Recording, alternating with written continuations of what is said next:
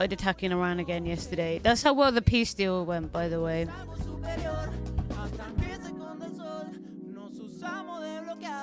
That's why I didn't even cover it. I was like, this isn't happening. Get away. Get away. Boom, boom, boom. A fungus, so Donald Trump. Yeah, see? It's a fungus that looks like a lizard with wings. Donald Trump and him sending out airplanes to bomb things. Symbolism. Metaphors.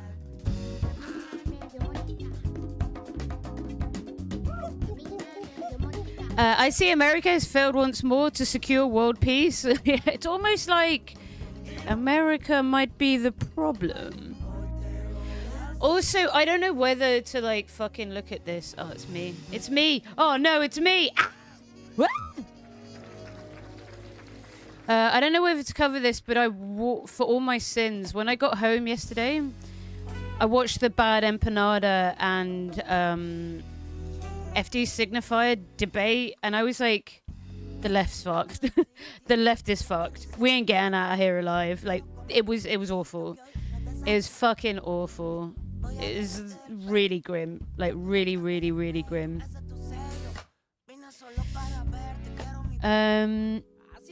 I had a pet, like, an iguana, because one name was confused it for spore wings, which lacked wings. Huh. Oh, yeah, see, I tuned into Denham's... Oh, I can't believe she's 5. That's so funny. I tuned into, like, near the end of that, because I just got back from the beach.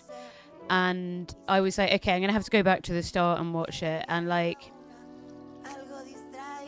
I guess I have some thoughts and I'll explain it, but like, if you make your entire discourse about why you can say terrible things about people, then that actually becomes the focus instead of the genocide. So it's really fucking selfish, actually kind of for everyone involved. Like, imagine using your platform and like not even having a Palestinian voice on and just arguing about whether you can use the word goy or zog. Zog is what Nazis use. It might not be as like offensive as other words, but like if you want to use that, you are undermining the Palestinian movement because you're making it about being Jewish and anti-Semitic. Great, well done. In part, in Britain, like every fucking pro-Palestinian march I've been on has had such a large and visible Jewish like contingent there. I'm like, you're fucked up, mate. You like, what are you on about? You know. The term dumpster fire comes to mind. It fucking does. Yeah. Women mostly not wearing mandatory hijab. How are you going to spin the symbolism for that one? I can't. I've hit my limit as well. I've hit my limit. It would have helped if people could properly quantify. No, I know. I agree with you. I don't even like FD Signifier that much. Like, like he obviously seems to be an important guy in terms of speaking about like black history, black rights and stuff. But he does seem quite libbish and quite like, if we'd voted for Kamala, this wouldn't be this way. And I'm like, she told you that she wanted to contain Iran. So obviously we don't know what that means, but like, anyway, we'll talk about it in a bit. We'll talk about it in a bit because it was just really disappointing. And they are like, what's the point of doing the online left? Can we get people to do anything IRL? Well, I think you should be trying, or what's the fucking point of anything that we do? You know? But let's play some games as well. I get so annoyed with it. Oh, no, I get pissed off at that as well. Because they always blame the left. They're like, the left. Fuck you. And it's like... No, people just didn't want to vote for something. Good morning, Nicole. Hi, Sam. Welcome in, everyone. Anyway, we'll start. Hi, Dee. Welcome in. We will start with time guesser. So for those new here, we have like the first half hour, hour-ish, doing flags and bandle and stuff like that because it's fun. And kind of getting everyone, like, including me, a bit warmed up because it's the morning for me. I've only been up for like an hour and a half. I did not sleep great last night because it was I was sweating my fucking tits off, basically. Okay.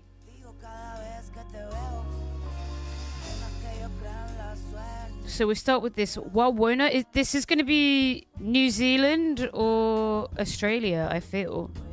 But I could be wrong on that. I don't know why I feel like it's Australia. Because this looks like... I mean, this could be a redwood. It could be a giant redwood. But this feels... 26... Wawona feels like a... That's a redwood. Do you think it's sort of Oregon, like southern Oregon, northern California sort of? Okay. Thanks, Steph. I will put this on. Oh no. So he invites me out. Said he's... Oh yeah. After this track. Oh no. Wawona. Could be Canada. Do they have redwoods near like Vancouver and stuff? I don't remember that. So I've been here. The documentary that I'm editing, I hitchhiked down here, down the Great Northern Highway to Vancouver. I don't remember redwoods being around here. I remember redwoods being more like this sort of area. So let's try this national forest.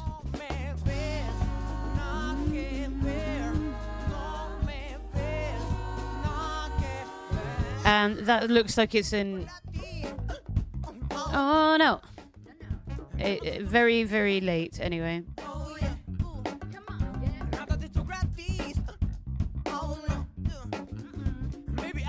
Two couples stand in front of Wawona, a giant sequoia, turned tourist attraction in Yosemite. It was Yosemite National Park, right?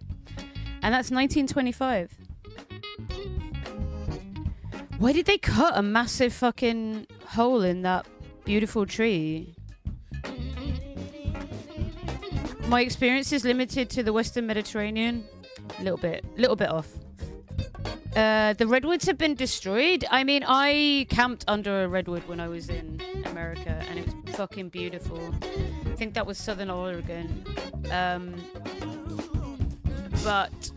And I remember going to a forest, but I don't know, full of redwoods, and it was fucking stunning. But I don't remember the history.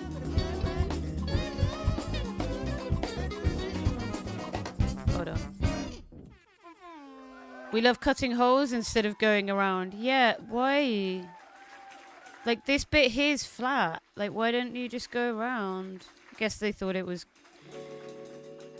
car-centric and amazing. Okay.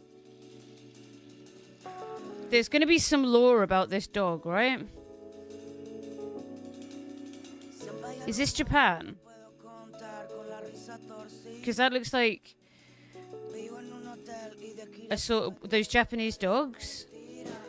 True, Bubble. GI go home. You think it's Vietnam? Is it Vietnam? I don't feel like it's Vietnam. You think Korea? See, I think I don't they don't look Vietnamese to me. TKK. I'm gonna say that's Tokyo. I'm just gonna trust my gut. Which has been wrong several times. Yeah. And this is quite early. I'd say like 30s maybe. Maybe a bit earlier. That's Akita. See, that's what I thought. Hachiko? Who is Hachiko? The dog. Let's just go there. That's really funny. Right. Yes. Yes. So it was 54. A street scene around the statue of Hachiko. Well done, Mifra. The famous Akita dog that is celebrated in Japan for his unwavering loyalty. Oh, what a good boy. He waited every day over 9 years following his owner's death. Oh, baby. Baby. Who the fuck Prince Bernard? Hearts and True, the people of Saint Martin welcome. Where the fuck's St. Martin? This is some Scandinavian monarchy shit. That's got to be like the Netherlands or something, right? Dutch flag in black and white. Where the fuck is St. Martin? Yeah, Caribbean, West Indies, something like that as well. Morning Star, thank you. Hi, Nom. St. Martin. Her Majesty's reign may be long and prosperous. Where is it? Is it in the Caribbean or... It used to be Swedish. This isn't the Swedish flag, though.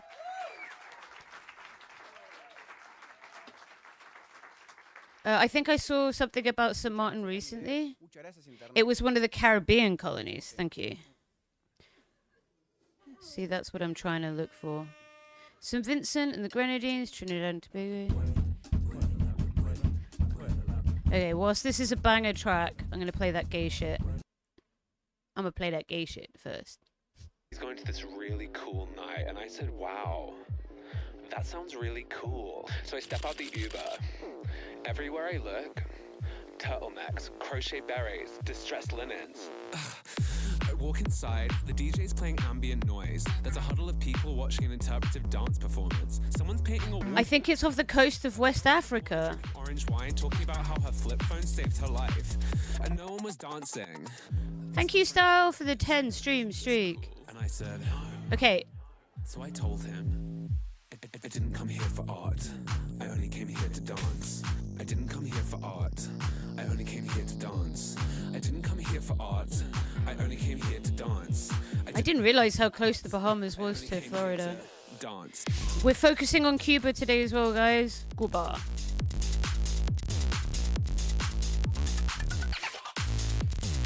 I mean, I don't know. Don't ask me about Almodovar when I'm trying to get a drink at the bar. I'm not here to think, just here for fun. Someone tell the DJ, play a song with drums. My God, is that too much to ask for? People want to dance on the dance floor, and if the beat's hard... When are you going to Cuba? I can't leave my house, really, without potentially dying, so... Not anytime soon. It's not scheduled, mate. I'm really disabled. I'd love to be able to go. I can't.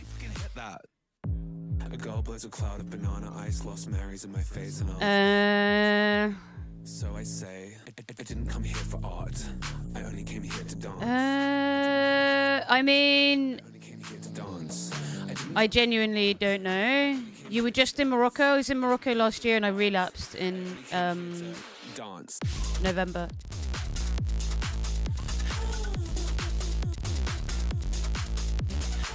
I mean, I don't know where we're... Like, where in the Caribbean? It's okay. We need to act now. We're about to set up life drawing. Are you sick of it? You want to dance? Like... Or repeat after me. No more try hard, spoken word, art. St. Vincent and the Grenadines, Barbados, St. Lucia, Martinique, Dominica... St. Kitts and Nevis. St. Martin, we fucking found it, bitch. Yo, guys. Hi, so freely. It's hot as shit. I had to put fucking deodorant under my tits. That's how fucking hot it is. Because I'm a sweaty bitch. I think she's a Dutch queen.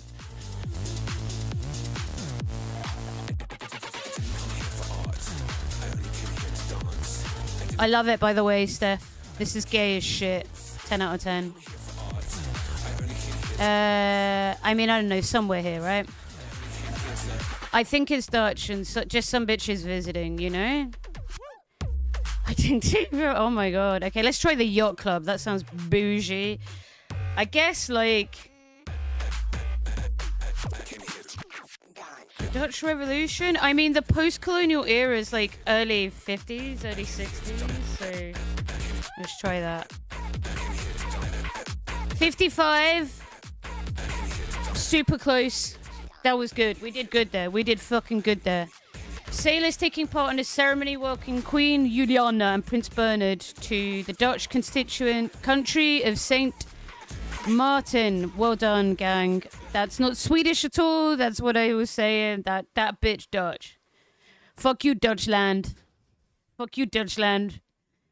It's those basically those countries that like act as what do you call it, like military bases. Yes, yeah. As does Norway and does Sweden still have a nordisk? Du Norge? Is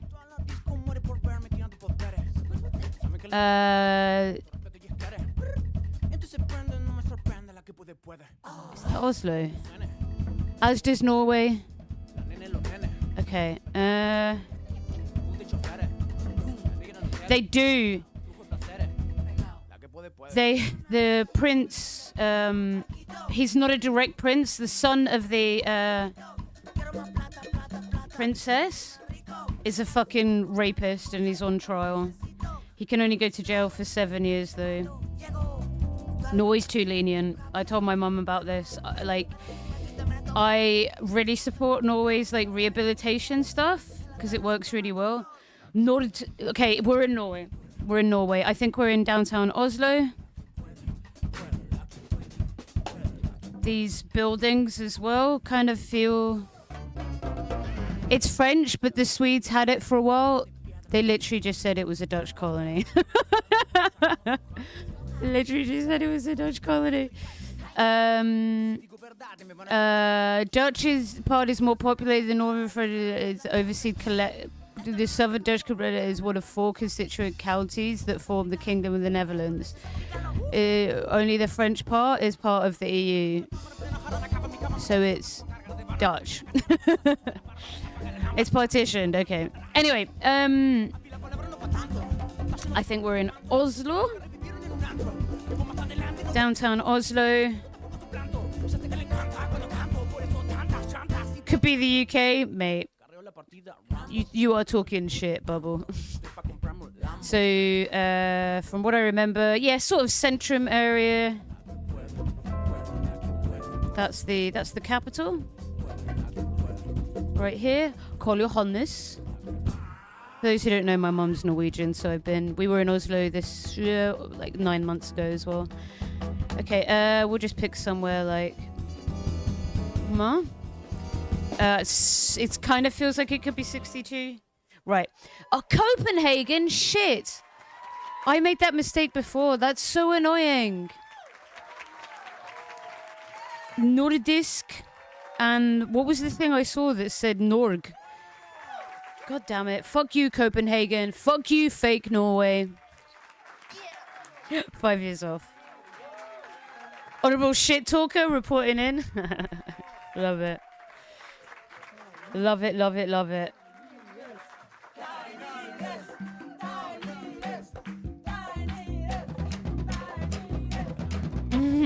This is such a fucking banger of a Tiny Desk. You're my baby gangster, my baby gangster. Yeah, yeah, yeah, yeah, yeah, yeah, yeah, yeah, yeah, yeah. Why, if in Norway would something say Norwegian? Are you kidding? Are you joking? Are you? Someone help me out here. Like, logically, why would they use the word Norway on signs in Norway? Are you joking? Is that a joke? But like, why would they use the word Oslo in Oslo? Or Norway in Norway? Like,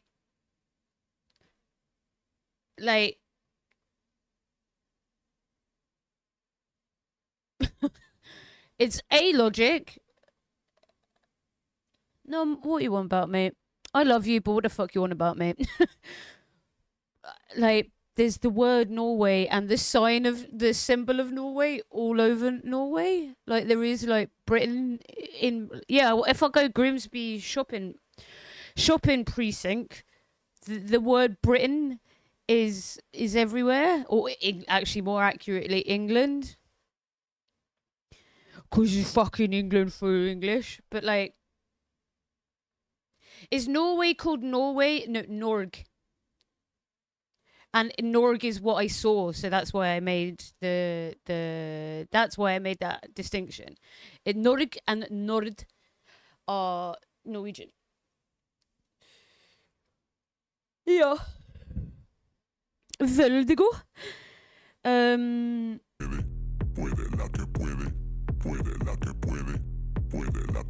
So someone, this song is gay, we'll play it after.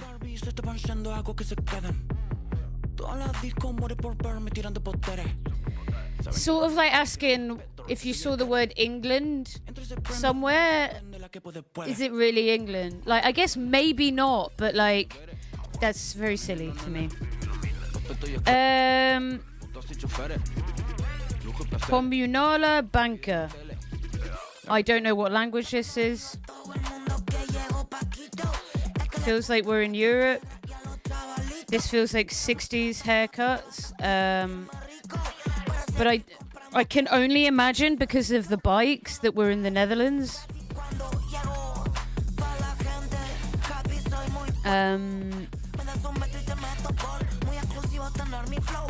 But not in Latin letters. There are additional letters, but it's the Latin alphabet, but just with some more.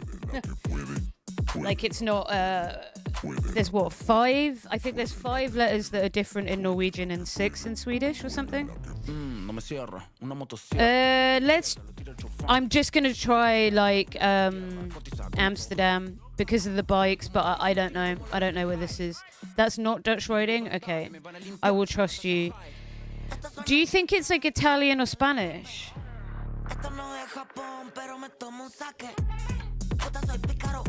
Belgium? Belbum? You reckon East Europe? Copenhagen again for the trolling? Maybe, yeah. Let's do it. Let's do Copenhagen for the troll. Hey, Paradigm Shift, how you doing, mate? We've got a great streamer in here, guys. Go give Paradigm some love. I don't know if we've got a mod. I can't do shout outs. The / key on my keyboard's broken. So if you could give a shouty to our friend Paradigm, that would be awesome. Yeah, let's just try fucking Copenhagen for lols. I don't know what the language is, so...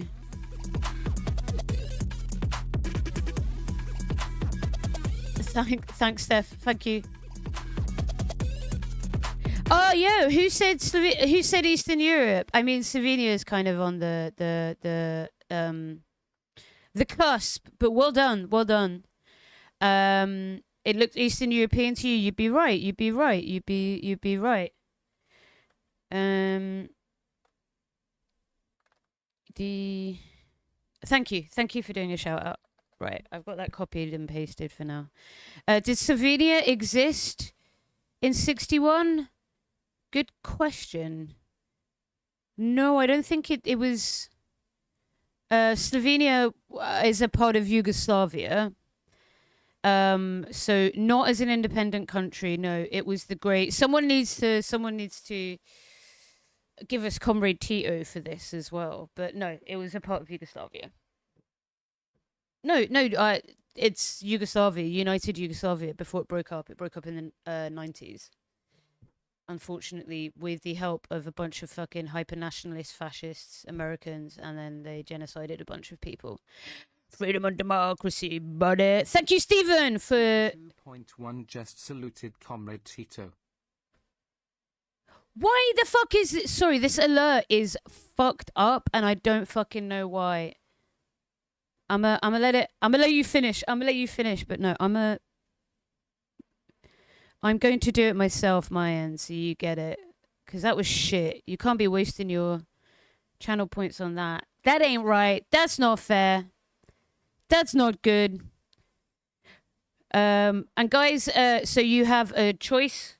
Flags or flags or... Sorry, send test alert. There we go. Flags or countries. Flags or countries. We do channel point, Gamba. Flags or countries.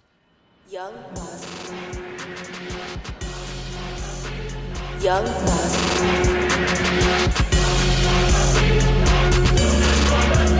I love market socialism.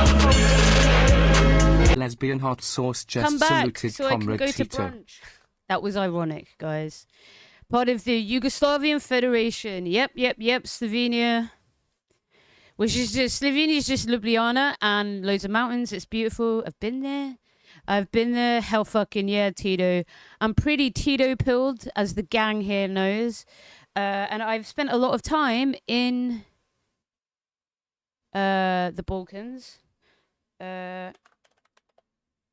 And you can have a look. I shot a short little movie. That's me. This is FemSauce. Nobody believes it when I say that I was a femme. This is Slovenia. Bye-bye. We worked on a farm.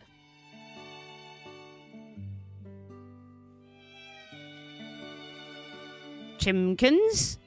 Coo. Bunnies to eat.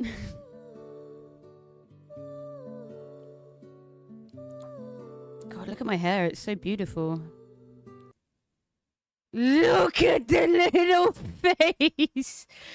Look at it. Whoa. It's such a baby. Papa. Little Papa. More chimkins. Okay. Pits and perverts. Made our way to Slovenia. FemSauce. A workaway farm for Yep. just over a week. It's really nice. We met a bunch of Germans and we've been doing loads of stuff. So the farm has lots of animals. It's in a really gloriously beautiful part of Slovenia. We're quite remote. Like, look. So I had to go to a Slovenian doctor. Oh, yeah. Fuck me. Hi, Trucky. Hi. Trucky, are Morocco in the World Cup? Are you watching it? I'm so pissed off that the footy's on at like fucking 9 at night. Lads, I might show fucking England football inside the Discord, but I'm pissed because I fucking love footy. And as we know, I mean, it's not women's football, so it's not proper football, but I still want to watch it. Stephen, me and my partner at the time, this is way before I got disabled, but we were rock climbers. Faye there, who's the girl with dreads, she's the person I dated for like 5 years. We built this van together and lived together for a long time and then had a tragic breakup. But I saw her last year and she's doing really well, and it was really nice. To come to Scotland, yeah. No, like, my health is first. We have to see where we get with my health, you know. And when I was in a place called Fontainebleau, which is a bouldering site in France, I fell on my arm and tore like all of this back muscle and a nerve called my brachial plexus. It's actually still genuinely like never recovered from that injury. I have like a little ball of scar tissue right here. Oh, I mean, you could come, but come on, Scotland, you can win. Oh, Scotland in the World Cup. I'd watch the Scottish games. Scotland in the World Cup. W Scotland. You ain't gonna win, but like W Scotland. Yes, Morocco. Shout out to motherfucking Morocco. Not proper football. Yeah, not proper football because it's men's. It's the boys. And I watch women's football because that's praxis. We're there for a boogie. Yo, fuck me.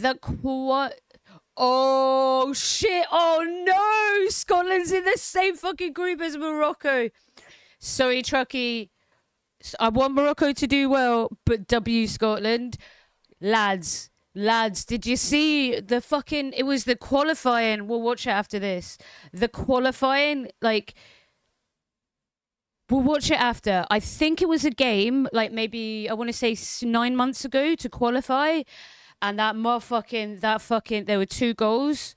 One from fucking halfway point and a fucking cheeky motherfucking bicycle kick.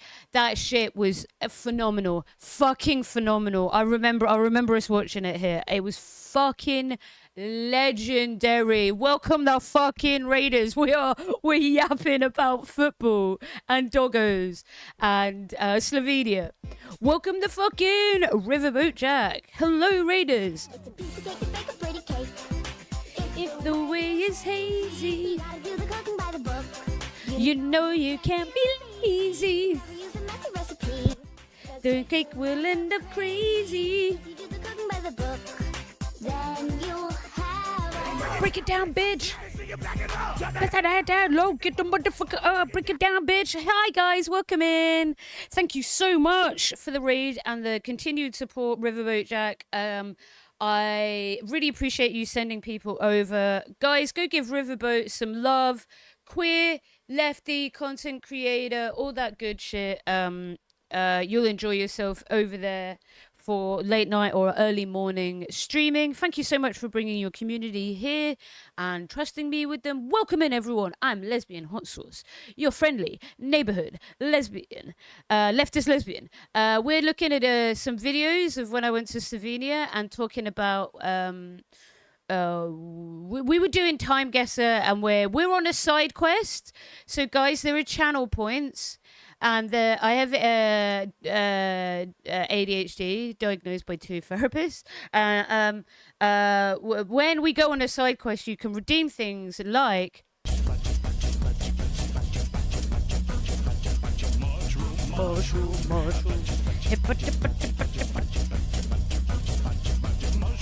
Mushroom. Which is, you can redeem that when we go on an ADHD side quest, which is frequently. Today, so usually the first hour of streams just like blah, yap, hanging out, and we do some gamba. We're talking about football as well. Football is praxis. Women's football is praxis. Men's football is fine, I guess. We are going to talk about Cuba and Cuban. The healthcare system, and I'm going to give you a tale of 2 healthcare systems, and not to fucking reveal too much, but basically in America, oncology was started by a guy who injected cancer cells into indigenous Puerto Ricans and then used mustard gas on them to kill them to see if it worked. And that's how oncology started, and that's how most chemotherapy was created. And then on the other hand, we have Cuban healthcare, which doesn't test itself on indigenous people. I don't know what to say, guys. It's so fucking barbaric. Do you know what I mean? 2 diagnoses. Oh, I'm all kinds of sick and fucked up. Yeah. What am I looking at, Nom?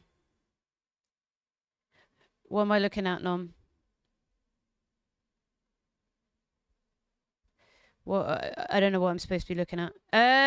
Okay, so this is a video of when I was in Slovenia.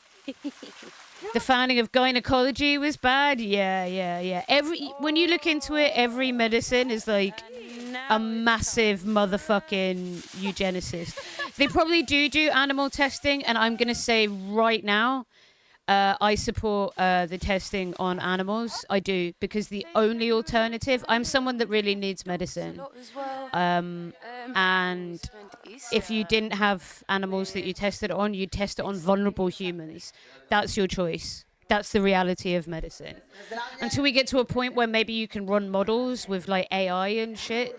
Until we get to there, then we don't have to test on animals anymore. But no, I support. Sorry, animal rights activists. I think that human life is more important. I do, and yep. I want treatments and all these treatments like daratumumab that give me my life back, and all the different cancer treatments that give me my life back. Yeah, there's been silver lining in hysteria treatments. Couldn't we test on consenting people? For a start, there are later in trial. So the pipeline, we already at the stage where data is more reliable. It's just blocked by governments. I'm sorry, I disagree, and you're allowed to disagree with me here.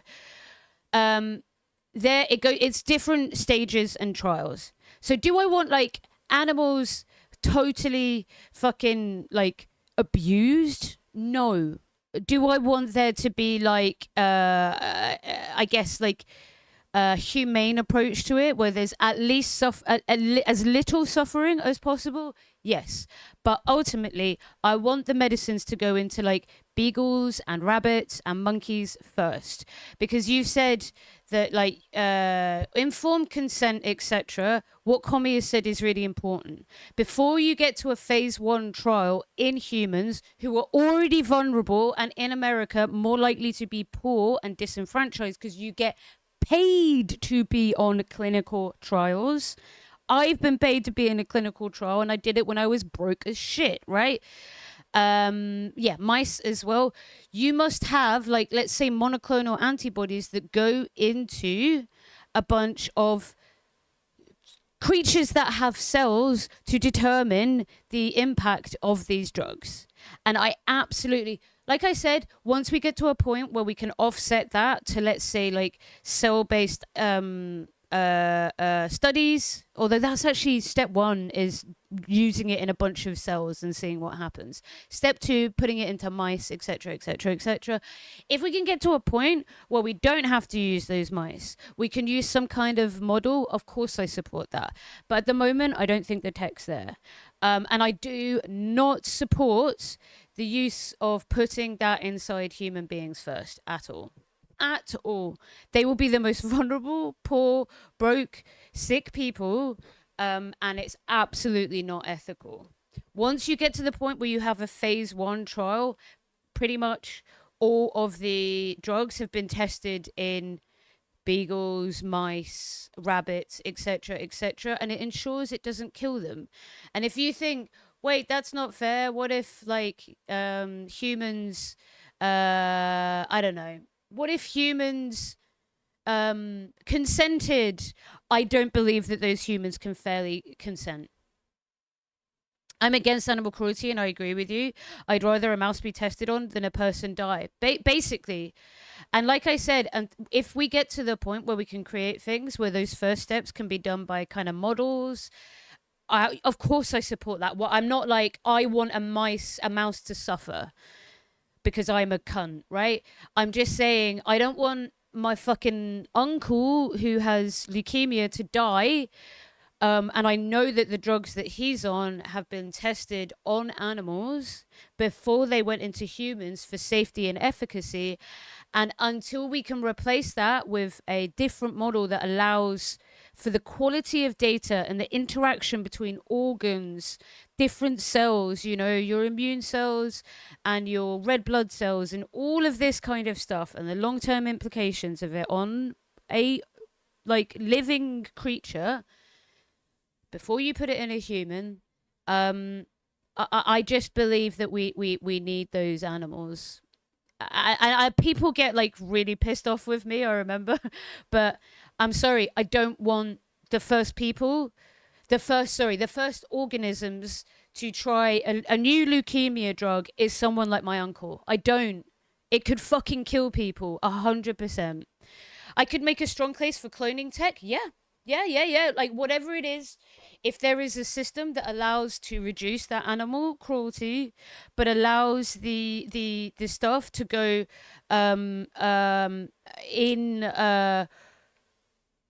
allows you to get the quality of information Of course I support that. 100%. Like, I am not saying this because I'm like, I don't care about animal life. You know what I mean? Wait, how did we get here? This Anyway, we're discussing that stuff today as well. I'm vegan, lifelong, and I agree. Yeah, like, you know what I mean. Organ on a chip, shit like that, 100% support. I'm just not educated to take a conclusive stance. That's fair. And do you know what, Moth? I guess I do feel educated enough because I have been on 7 different kinds of chemotherapy and immunotherapy for my disease, sorry. Unfortunately, at the moment, I'm not in remission. I'm just a little bit better from my most current treatment. And I'm on immunoglobulins to keep me safe. But like, I guess I do know a lot. And in my experience, people who are really sick, there are 2 types of people. Someone who's like, I don't want to learn anything about my disease. I don't want to learn anything about the treatments. I don't want to learn this stuff. I just want to go to a doctor and I want them to help me, and I'll have a relationship with a doctor where they tell me how to feel. And that's fine. That's fine. It's not, there's no problem with that, right? And there's people like me who bought books about the immune system. I bought books about monoclonal antibodies. I am a published author in a study on long COVID. Like, I went down a rabbit hole of learning like biology and have been following. And I myself actually am somebody who did chemotherapy 2 years ago, got remission for 18 months, unfortunately relapsed at the end of last year. And I'm one of the first people in the world to have chemotherapy. I did it myself. This is legal in this country. You can give yourself whatever you want. It is not something that I would ever encourage anyone to do. Don't do it. I gave myself chemotherapy, guys. That's how bad the disease is, by the way. That's how bad the disease is. Chemotherapy was easier than being sick with this disease. I puked and shit myself for 5 months and then I got remission. But it's based on a bunch of studies that I'd read, and those studies were correct. And yeah, unfortunately I relapsed and back living in hell. But I tried a treatment and it only partially worked, and I'm not sure where to go from here. So yeah, I have seen some of the scariest medicines, and I've spent a lot of time understanding things like rituximab, daratumumab, all of these drugs that are used that destroy your cells, and they have off-target effects. Like, if some of these drugs go wrong, you introduce antibodies that could wipe out your platelets, and someone will die within 20 minutes of you taking that drug. Do you understand why I want a mouse to die first if that was a mistake in the drug manufacturing? And I do not want someone like my uncle in a phase 1 trial to do that. Now, that's an extreme example. It is very unlikely to get a drug to that point. But I will tell you this, with the immune system, we don't know and we don't understand most of it. So I'm not comfortable with there being any ambiguity around it. Anyway, I've made my point. Let's go back to having fun. Flags or countries, guys. We're going to do some gamba. Flags or countries. Here's me in Slovenia. This was an amazing egg competition. You'll see me playing. I used to play trumpet.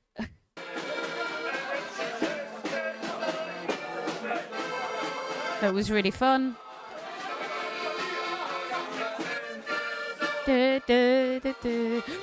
Oh my god, double raid from 2 queer cuties, USA ho! Welcome in, raiders! Thank you so much. I was going to read you, fuck. I was going to read you back today.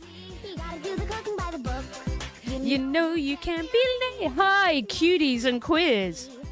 The cake will end up cheese. Awesome. Break it down, bitch. Low, get the motherfucker up. Hello, guys. Please go give USA some love. Anarchist, queer as fuck, punk as fuck, cutie. A really fun interactive stream with Spilly. Activate the mosques. Oh my god, and we've activated the mosques. Welcome in, everyone. This is what we're like here.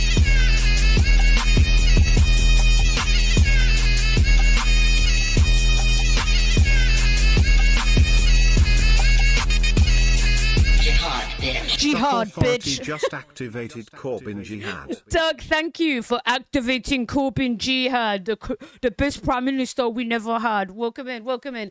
I am lesbian hot sauce, your friendly neighborhood lesbian, leftist lesbian. It is 10 in the morning for me, and we normally start off with a little bit of fun. I'm going to yap about football and gaming and shit, but today we are looking at Cuban healthcare.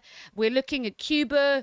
We are trying to understand Cuba. And how if the Cuban government and revolution falls, we literally all suffer from it. So I'm trying to build an understanding around how, like, the sovereignty of one affects the sovereignty of all, kind of thing. You know what I mean? Like, Viva Cuba, though, now and forever. Long live the revolution. But we got some reading, we got some documentaries, we got some shit we're going to look at in a little bit, because I do feel like the US is going to invade Cuba. I genuinely do. I think that Trump, near the end of his term, is going to be like, fuck you, Cuba. And it's going to be almost impossible for Cuba to defend itself. And it's really fucking sad. It's really fucking sad. But yeah, so we are looking at when I think I remember this, and I got so drunk. I was really hungover. But this is a little video of when I was in Slovenia. This man was like really, really, really insistent on showing eggs. Cowpat game. I think Trump intends on dying in office. Championship. Championship is the name. Oh yeah, the drinking game of watching cows shit. And the last one to have a poo is the winner. How do you feel about your cow going first? You let it out.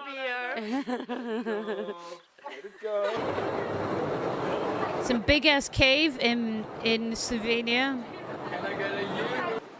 Can only hope the Arandabacles makes him more wary. I don't know, amigos. We're winning the war bigly. We're winning the war bigly. Trust me, bro. Oh yeah, they were playing bowls and it was super competitive. Like, the intensity of these blokes with each other, I loved it. I loved it. I love it. Hi, baby. Hi, baby. He's a bit scared. Hello, beautiful boy. Economic woes are just another chance to make money on the speculative market. Yes, very true. Dog ass and femme sauce. I guess me going for a swim. Dog. Would have grids on the which square would get pooed on first. That's fucking ridiculous. Right, guys, flags or countries, flags or countries, flags or countries, flags or countries, flags or countries. We're about to do Gamba. The terrain in Cuba is very tough. If Cuba can spread the timeline and inflict damage, they have a shot. I am not an armchair, like, military person. I dug up landmines, so I know a lot about landmines and missiles, but beyond that, I rely on the expertise of others, you know? Countries, I'm bad at flags. Should we do countries of Asia? Because we did Africa yesterday. Girl, what did that girl just say, girl? Girl, I don't dance, I work. I don't play, I slay. I don't walk, I strut, and then sashay. But I don't work for free. Right, I'm going to give you the chance to vote. Oh, I can't do the whole world. That'll take ages. Clown. My nails, hair, hips, heels, nails, right. Hair, hips, heels, nails, hair. Okay, I'm going to give you the option. So what you are gambling on is whether I get 90% or more on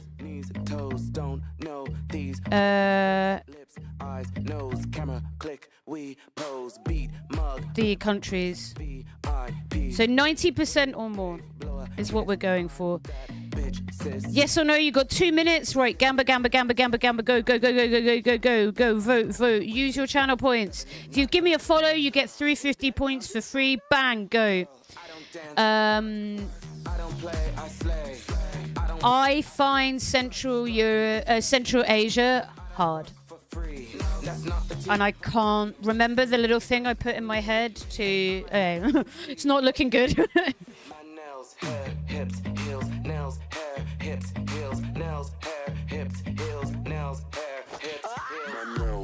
Whilst you guys are voting, I'm gonna grab myself another coffee and pee. I'll be back. Okay, dolls, y'all know what time it is. Come on, everybody on the floor. Everybody on the floor. Now I want you to stretch out those arms, stretch out those legs, stretch out that wrist, stretch out that weave.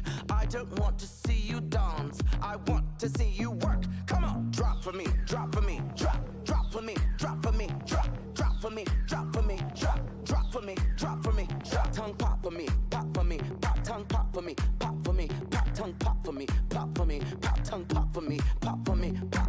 Pose for me, pose for me, pose for me, pose for me, pose for me, pose for me, pose for me, pose for me, pose and blink for these hoes, blink for these hoes, blink for these hoes, blink for these hoes. 12 for me, 12 for me, 12 for me, 12 for me, 12 for me, 12 for me, 12 for me, 12 for me, 12. Say girl for me, girl for me, say girl for me, girl for me, say girl for me, girl for me, say girl for me, girl for me. Now snap for me, snap for me, snap for me, snap for me, snap for me, snap for me, snap for me, snap for me, snap. Now clap for me, clap for me, clap for me, clap for me, clap for me, clap for me, clap for me, clap for me, clap. Give trade for me, trade for me, trade for me, trade for me, trade. Okay. Trade for me, trade for me, trade for me, trade those shade for me, shade for me. Photo on Discord is all the veggies I got for £25. Shade for me, shade for me, shade for me, shade. Now fan for me, fan for me. Okay. Fan for me. Hi, Neuro. Fan for me, fan for me, fan for me. I don't know where I'm looking at. You haven't posted it anywhere.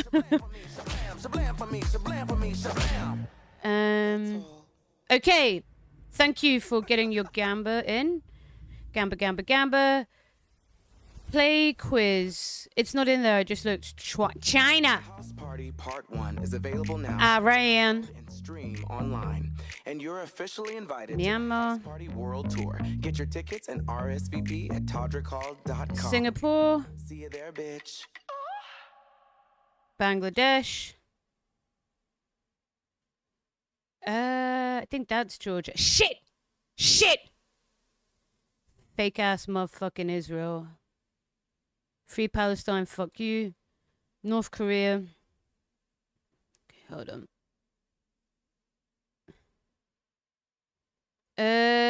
Oh look, it's me.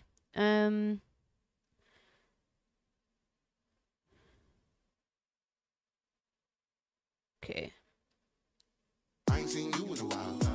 Damn girl, it's been a long time. I don't know where the fuck the Maldives is. Shit. Are you? Oh no, you're the Maldives, right? Yeah. I do know where the Maldives is. Damn girl, it's been a long time.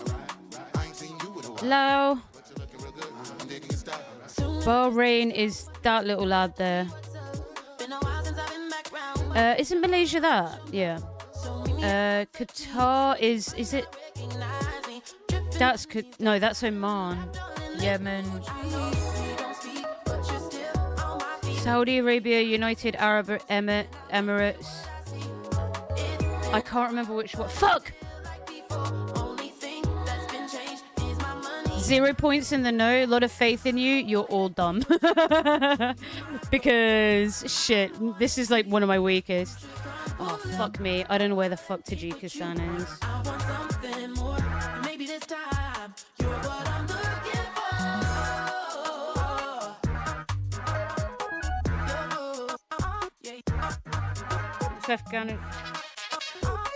I remember what I did. I remember the thing that I put in my head. I remember it. Okay, Timor-Leste is it's like it's like a side of God fuck you. Yeah. Which one's the Philippines? That or that? I think that's the Philippines. Yeah. Oh man. I knew that. I'm fucking stupid. I think is the big one Kazakhstan? Syria, Lebanon, Jordan. Fucking cunt. that. Which one's Syria? Sorry, I fucked it. Yemen, Japan, Azerbaijan, free. Palestine, Afghanistan, India, Mongolia, Pakistan, Lanka. Okay, is that Syria? Right, that's Syria. Fuck. Lebanon. Yep. Brunei.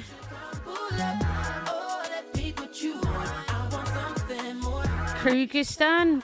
Yeah, I can't remember this one. KU. Okay, I'll try and remember that. Saudi. I ain't seen you in a while, but you're looking real good. I'm digging your style. I ain't seen you in a while. Damn, girl, it's been a long time. Nepal. UAE. Cambodia's that boy there. Vietnam's here. This is Indonesia. Turkey's that boy there. Taiwan is there. Thailand. Funny when you look me in my eyes, you just see you. Now you appreciate me while I still. Funny when I look you in your sorry. eyes, tell the truth. You will never see me there. Right here. Have round your little ring. It's because I got 100% of the countries in Africa yesterday and you had faith in me. I'm sorry. I made some silly mistakes there. But I'm going to be nice and I'm going to give you all your points back anyway because I'm nice like that. So fuck it. Shh. Don't tell anyone. Don't tell anyone. I did an illegal gamble.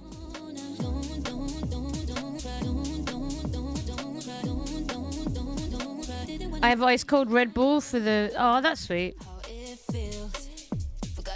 Okay. The house didn't win. I'm telling Dan Clancy. Right.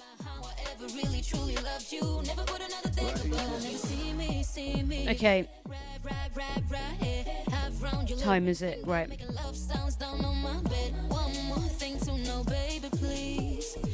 Bad Empanada. I watched it yesterday. I'm going to talk about this for a little bit.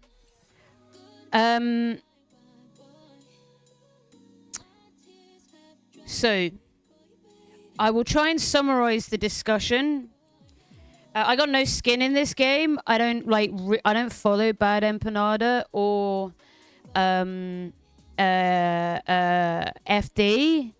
Bad Empanada to me seems like a fucking transphobic arsehole. And FD just seems a bit soft and libbish for me. But that's like, no huge shade. Like, I think that people can just like use their minds to listen to who they want to. And I think this whole industry of like churning out blah blah said blah blah said blah blah is bullshit and like a completely oversaturated market in the attention economy. But there's one thing I wanted to say from it. Yeah, Fellini, welcome in, my love. Okay, BEFD. It's like really long, right? So we're not going to watch it all. Bad Empanada and FD signify. For those who want to watch it, in short, Bad Empanada shouted at FD for supporting and platforming a guy who supports Platner. I've made it very clear here, I think Platner's a piece of shit. Yeah, I managed to do that without being a transphobic and anti-Semitic piece of shit. It's almost like that isn't that difficult. Bad Empanada has like I don't like him, and I don't buy that liking. I don't buy that like this idea that you can say whatever you want and it doesn't matter because who cares? There's a genocide. We should focus on that. We are involved in the world of communications. The contribution we have to the cause is communicating things to people and then trying to encourage them to get involved in political activism, which should be fundraising for Palestine, educating on Palestine, platforming for Palestine, and contributing as much as we can to movements within our own countries, whether that be protests or within political parties or whatever, right? That's see how fucking easy that was. Bad Empanada is like always so close to being on the money, and then is just like an absolute cunt. I hate Platner as well. Platner ain't getting you healthcare, okay? America, you're not getting healthcare.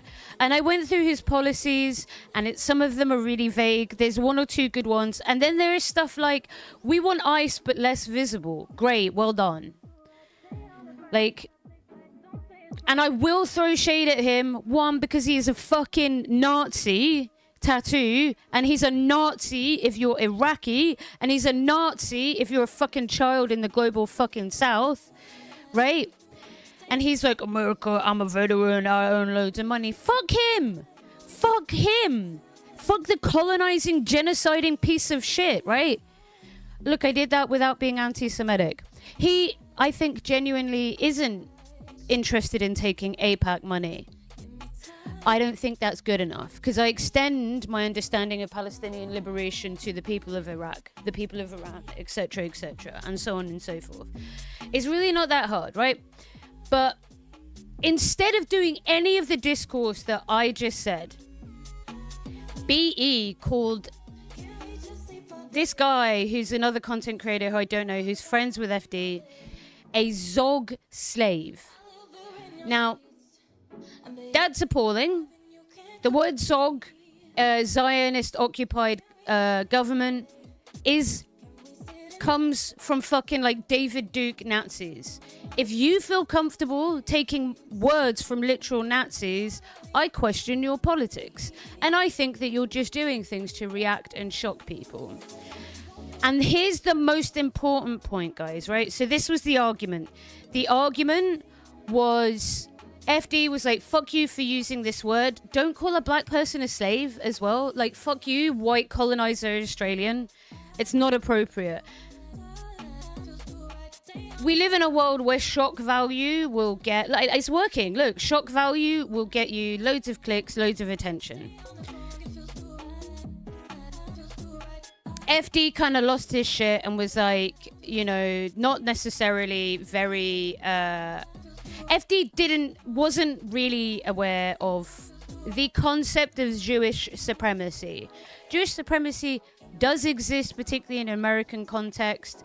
The way Bad Empanada covers it and uses it is for shock value, and it doesn't contribute to the wider Palestinian movement and help liberate people. It is just, and here's what I mean. Here's the important point that I want you to take, at least from me. When Bad Empanada uses this language and then tells you to not care about it, he's making the entire discussion about the use of language and anti-Semitism, because he's not a stupid man and he knows the effect of calling a black man a slave on Twitter, right? So he's doing the thing that he accuses other people of, which is, why are you hyperfixating on language? He uses that language knowing that's what will drive views and drive engagement. And it's bullshit, because Bad Empanada has done some amazing essays that are really well resourced, and then he acts like a complete cunt. And it totally undermines everything he says. And it's because, as he says, he's not a socialist and he's not interested in building a movement. He's interested in making money and being a debate bro. So I think that people like this are a net negative to the fight for Palestinian liberation. If Bad Empanadas shut the fuck up, using slurs, being transphobic, and like literally just did video essays, he would be such a boon, right? He could do fundraisers to the movement as well. Yeah, just listen to him, exactly. Like, it exists in an Israeli context and in an American context. I agree. I agree, Duck. He, like, literally is an anti-Semite. And he uses, like, I live in Britain, And there are so many Jewish comrades who are involved in the Palestinian liberation movement. Like, you're just completely, for a start, conflating Judaism with Israel is well done. You've done a propaganda for the state of Israel. Well done. Well done. You know? And I literally agree with someone like Bad Empanada about Platner. Fuck Platner.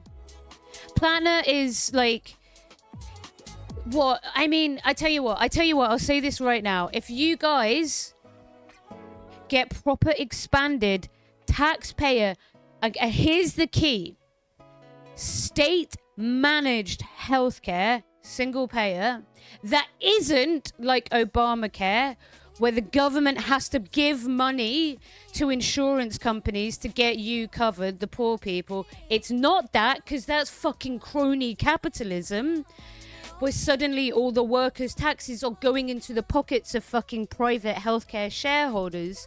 If you get actual single payer, state-funded, tax-paid healthcare that goes directly into healthcare costs, not into the pockets of corporations, I will...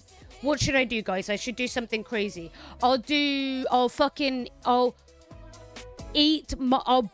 bake a fucking hat cake and I'll eat it on stream, okay? I will bake a cake that looks like a hat and I'll eat it. I'll give £100 to a Palestinian charity, right? Because you're not getting it. You're not getting it.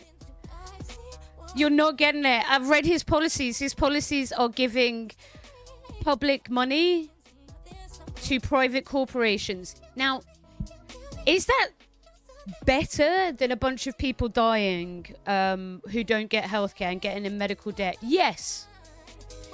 But like, you guys champion it like it's a revolution in their healthcare system.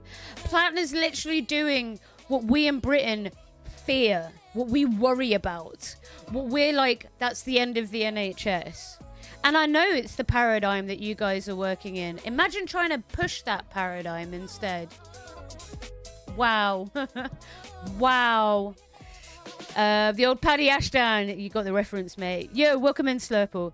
In short, he sucks, and these prominent leftists need to not platform that fool. I don't know why Noah Sampson had him. Yeah, I agree. Yeah, where's streeting shit? Exactly, Nicole. What we fear is what you want and what you think is going to save you in healthcare. Fuck me. For vets, they have a different system like the VA, but sure, whatever. People are acting like it'll be amenable for leftist causes. It's not. It's not. I don't know how to say this. It's not public healthcare. It's not public healthcare. And you guys are like so in the capitalist source that you think it is.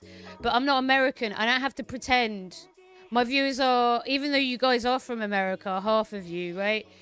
I live in a country where if you have a well-recognized and well-resourced disease, which unfortunately I don't, so I am fucked by the system here. But if you do, like my uncle who has leukemia and my mum who has type 1 diabetes, you literally get like world-leading life-saving care, and you never pay a penny directly. You pay for it via taxation.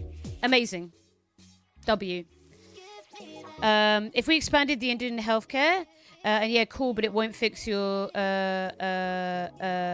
Medicaid. Do you mean indigenous healthcare, or what do you mean by Indian there? I think that you're indigenous, right? Or very knowledgeable about the indigenous movement from our conversations we've had before. Expanded indigenous healthcare, yeah. No worries. Indian healthcare, sure. Yeah, like, do I think it's better if things are expanded? Yes. I just disagree with leftists who are like, this is like the NHS. It's literally not. Like, you are factually wrong. You are so mistaken about this. Wow, guys, look, I did all of my critique about fucking Nazi tattooed Platner without being anti-Semitic and transphobic. And that's why I have 100 viewers, not 1,000 like he does, right? Because that is what it's about. I will tell you this right now, as somebody whose income is from streaming, from talking to people. Bad Empanada is a rage bait little fucking goblin gremlin who is like a suspect white man in Argentina. Just saying, there's a bit of a history with fucking fascist cunts fleeing. I do not want, but if you like Bad Empanada, fuck off. Fuck off. Right? Like Elby said the other day, and I completely agreed with her. If you're willing to watch his essays, which are good, right? But basically put aside the fact that he's so willing to be a cunt, and most importantly, he doesn't care whether you go out and try and meaningfully support Palestine. I've been sick as fuck, okay? I can't do a lot. I can't do what I want to do in this world. Still, I've raised up to thousands of dollars for the Palestinian cause over the past 6 months. I'm platformed and spoken as much as I can. We had the fun Palestinian vision instead of Eurovision in order to explore culture and to just have fun with Palestinian music and stuff. That's the kind of shit that you should do with your platform, right? His old essays disagree. I mean, there was a time where there's some stuff he put out which is really good, and I don't know what's happened to him. It's very scream into the void. I want you to think about the anti-apartheid movement that was a fucking success in South Africa, and how toxic someone like this would have been to the movement at that time. Imagine some white fucking guy making essays on white supremacy that are really good in the context of South Africa, but then doesn't tell you to get involved in BDS, tell you to get involved in the anti-apartheid movement. Instead spends all of his time arguing whether you can call people slurs, when he knows calling people those slurs and being reactionary is what drives people to that platform. He is doing the thing that he accuses other people of doing, absorbing the discourse to what you say instead of the context itself, which is Palestinian genocide. He is doing the thing that he accuses other people of. Okay? If you like Bad Empanada, you won't like me, because I'm going to encourage you to get the fuck out to your community and try and do at least one or two things for people. Join political parties, try and make them better, okay? Join the DSA or join the PSO, get involved, right? Join the Greens or your party or independent movements in the UK. I'm not anti-electoralism as well, and that is where I disagree with BE. He's just very much I want to see the world burn, fuck the West. You're Western for a start, so But it's the same as Haz and the ACP crew. This is actually a net negative to the movement. This is a net negative because I want you to look through history like all Marxists should, right? And there is a common theme, which is when there is revolutionary potential in societies that emerge in particular moments, like it in Cuba, which we will look at soon, where there is something called contradictions, which are just things that are in opposition to each other, right? And in the context of Cuba, that was a failing democracy that was then overtaken by an autocratic dictator, Batista, and the notion of Cuban sovereignty and the rights of people who were enslaved on the island. It didn't even start as an objectively communist revolution, but the really important point, and we're going to explore this a bit today, is that there were people who were mobilized and organized to capitalize on those moments. Because you have to look at Germany. What happens if people aren't mobilized, or there are liberals who are willing to give the game away? The fascists will win. So if you are not telling your people, your audience, to get involved, to step up at a time where, like, leftism is completely gutted in contrast to the early 20th century in the West, right? There are places in the global south where it's big and it's emerging and it's growing. Amazing. We need to step the fuck up, right? If you're not telling people to get involved and engaged, the fascists will win. The fascists will win. 100%. We will lose. We will get motherfucking, like, genocided because disabled, queer, etc., etc. He doesn't, right? Because he's a white man in who's fled to Argentina.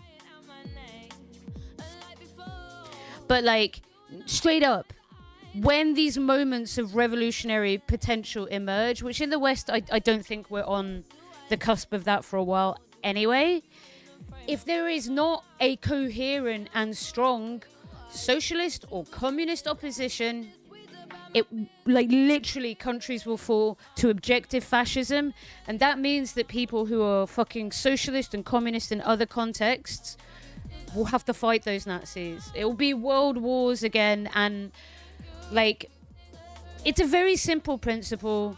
And I think that he's gone down the ACP route, and it's really unproductive. And I think the only mistake that Noah made here is, like, being a little bit soft and not just being, like, a little bit more assertive with this discussion. Because, to be clear, I don't really like FD Signifier. I don't think that he is... I'm less into, like, the cultural essay stuff. Like, I think his, like, Kamala would be different, and the autopsy of the election, I don't actually think is particularly useful. But I am a white woman in England, so it's not for me. You know what I mean? It's for other people. And it's maybe a discussion I shouldn't critique too closely, so I don't, because I'm white, right? And it's not useful for me to add to that. But I'd say, like, you should be fucking with, like, the Black Panthers and the PSL, and in some context the DSA in America. Although I've heard the DSA is white as shit. But, like, oh yeah, hey Sneaky, welcome in. Like, I think Noah keeps on coming up to this thing of being like, what's the point of what we do here? Should we try and mobilize people into doing things more?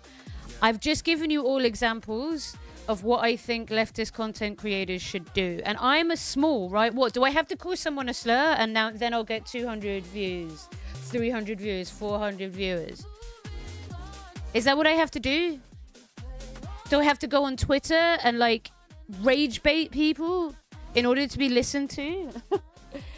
Like, it's really annoying and frustrating, particularly as I have built a platform around trying to get people involved, I'm never going to call anyone a trans slur. I'm 100% committed to no, I'm not. No, absolutely not. No, see, I can't, because I'm principled, because I come from a place where I've had to engage in politics because I myself went through fucking, like, systemic oppression, and I then try and apply it to other people because I'm queer. On politics, FT is sometimes good, sometimes bad. That's the impression I get, right? I listened to 2 of his albums.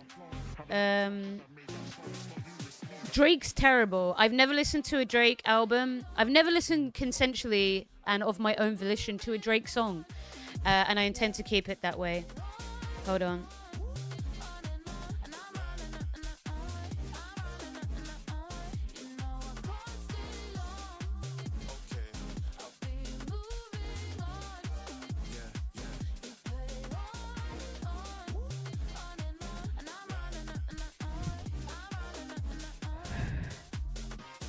B is a bit gammon-faced here. Lol. I don't know if you have the term block, but there are particular forums I could think of that he would call home if it wasn't for some of these video essays. Yeah. And again, the point that I'm really trying to make here, guys, is that if you make your platform about how it's funny that you can say slurs, you know that the focus is going to be on that language. They're in itself trapping the conversation to be about language.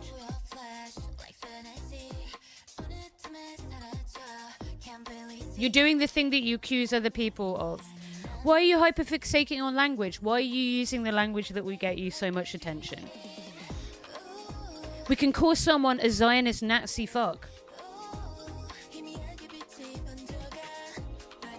Thank you, Sam. Hell yeah, no slurs. Sam has just given us a giant emote of me with muskeles. This is, for those who are 6 and more months subscribers, there is a new little 6-month badge that you have all got, which is me being Stong Lady. Me being Stong Lady. Yes. So I just think, like, it's a shame if he apologized and, like, went back to doing his well-resourced video essays. You know? But he isn't. He's spending his entire time arguing about whether it's appropriate to use the word Zog.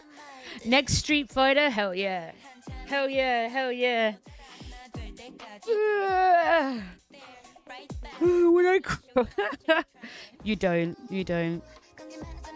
I appreciate cultural aspects of things. Yeah, no, Caroline Kwan and Matt Bernstein do that kind of Nexus stuff. I guess that's more my thing. I like FD, but he's a little too liberal for my taste. I think that's my approach as well, which is fine, right? We're allowed to disagree with content creators and meaningfully engage with it. And guess what? I'm not going to call him a slur. And I'm not even going to call anyone who's like, no, Platner is actually good and progressive because he wants to give us... He wants to make government money be given to insurance companies, and that's socialism. Oh my God, America. I'm so sorry. I'm so sorry that you think that's good. That's literally that's the thing that keeps British people up at night, like with pure fear that will happen in the UK, you know? Oh yeah, we got a bunch of Matt supporters here, do we? We got some Twink fans, you know? Although, see, I'm not sure whether Matt's a twink. I think he's too tall and big. But anyway, because he's strong boy. Right. I also like Caroline Denham's and other people as well. So this, I thought to round off, so we're going to move on to the main content on, I'm going to give like a kind of a tale of two cities, which is a discussion of American healthcare and the origins of oncology. Which is fucking mad because it involves a guy injecting cancer cells into indigenous people. Wish I was joking. I'm not joking. The treatment that I took 2 years ago, the origins come from a guy who used mustard gas on indigenous people and then injected them with cancer cells. I don't even know what to say at that point. Cyclophosphamide. That's where it comes from. And it saved millions of lives, and it like... And then the healthcare system that's given in Cuba, right? I'm going to start with some reading from Shay. He wrote some stuff on revolutionary healthcare because he was a physician. And then we're going to learn about like how the Cuban healthcare system got, good. But recently, obviously, it's really poor. They can't provide much because they're under blockade, right? I love Caroline so much, but I'm irritated by chatters. In what capacity? Just out of interest. Because she streams when I'm asleep, I only ever get to come in for like maybe little bits of streams sometimes. Just woke up here, puppy. Oh, baby. What a little fat chunky boy. I love you. Oh, the little like, okay, thank you. Thank you, mummy. Othello's back. I should go give him some love. Othello's been suffering in the heat, though. He not do so good. He not do so good in the heat. Baby boy. Baby boy. We yesterday saw the treatment of people on the flotilla. Thank you, Nom. People on the flotilla who went to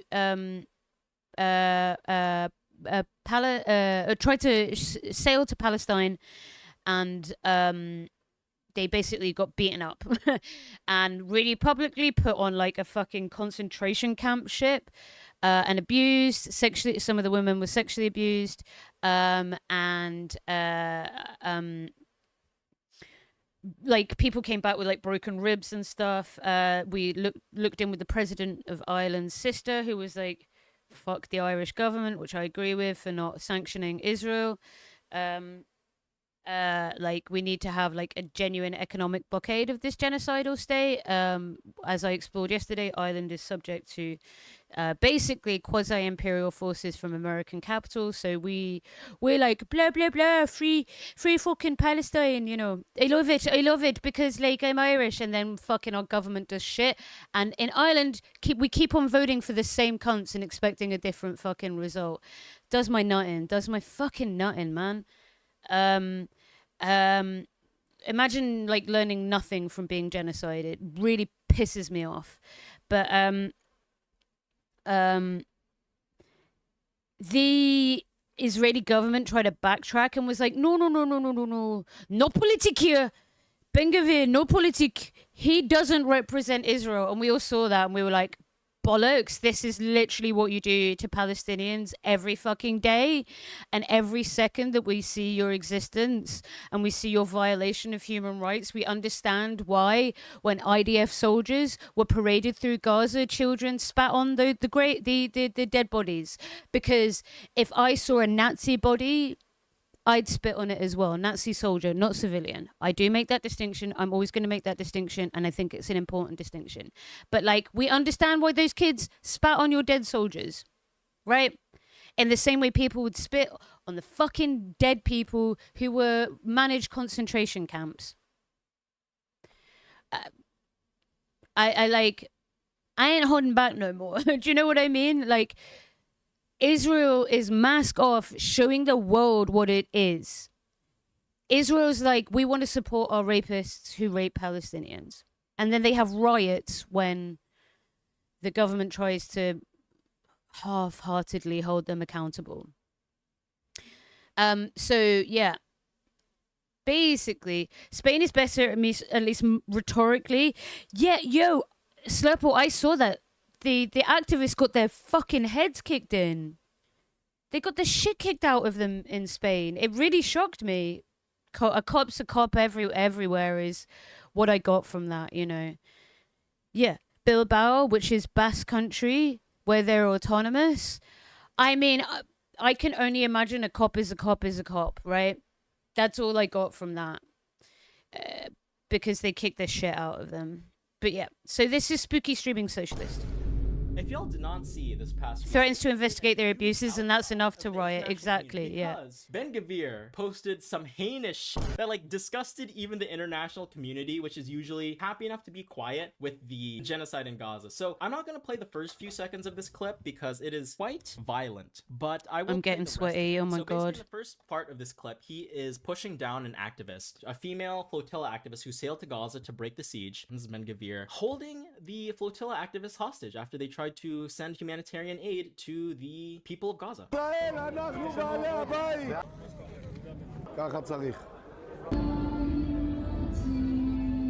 These are just, you know, peaceful activists who sailed to break the siege on Gaza, and here they are. We'll watch it after. Being held down and abused by Ben-Gvir.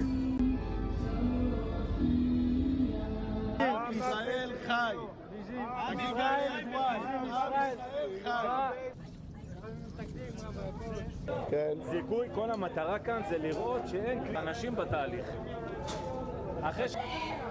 לא להתרגש מהצעקות שלהם, לא להתרגש. Really horrific shit. Really horrific shit. And he had this tweet. Just in, Ben-Gvir goes to where the foreign civilians kidnapped from the flotilla are being held to insult them. Welcome to Israel, we're in charge here. They came with a lot of pride, and see how they look now. Not heroes, nothing, terrorist supporters. Those who act against the state of Israel will find a determined state. I hope the prime minister will keep you with us in Kiziot prison as long as possible. So bro is basically taunting and abusing a bunch of these peaceful flotilla activists who just wanted to break a siege and send humanitarian aid to the people of Gaza. This footage obviously is horrific to see, and it has triggered a huge PR crisis for Israel. So many Zionists and Israelis are coming. I mean, literally, That like bad Hasbara exists for a reason. Like no politicure, just kicking the shit out of protesters. And like, look, international law is like completely meaningless, right?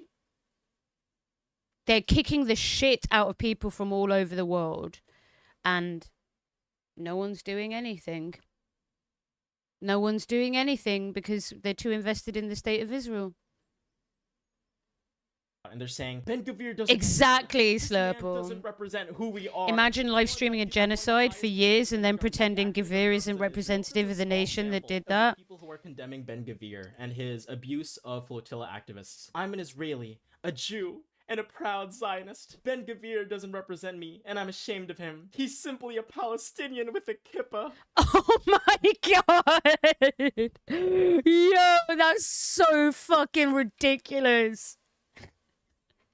They won't even get that how fucking racist that is. The most Israeli of Israelis, who's an elected by Israelis and has popular support in Israelis, he's Hamas.